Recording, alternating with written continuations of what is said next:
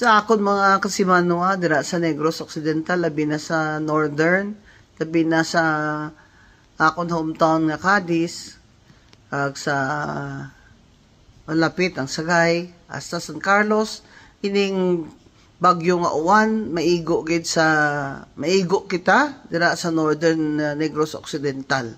Ang kilometer strength niya 150 kilometers per hour. Amo na kadasig kag kalapad sini sang coverage sang ining typhoon uwan mas kusog pa ni sa nagligad nga typhoon. Amo na nga kabalaka ako nga maski zero casualty sa Cadiz sa nagligad tungod sa successful nga evacuation sa aton nga LGU labi na ang aton mayor kay Bading Escalante. Ini nga preparasyon hindi niyo pag-i-underestimate ining bagyo nga uwan.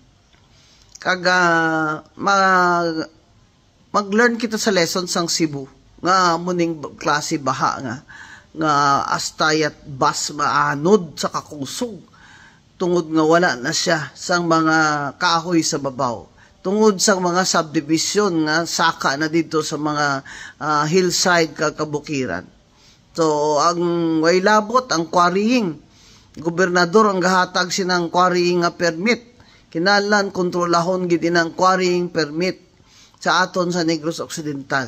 Amo na ang grabe ang dilubyo sa Cebu kag hindi sila magsiling nga politika lang ini nga aton nga pangita nga pangayo kita sang hustisya para sa mga utod dato nagkalamatay. Hasta sa Negros Occidental kag Oriental 30 ang patay.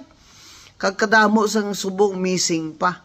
Kag hustisya ang aton nga ginapangayo sini kag mas labi ang nga hindi na ini maliwat nga dilubyo.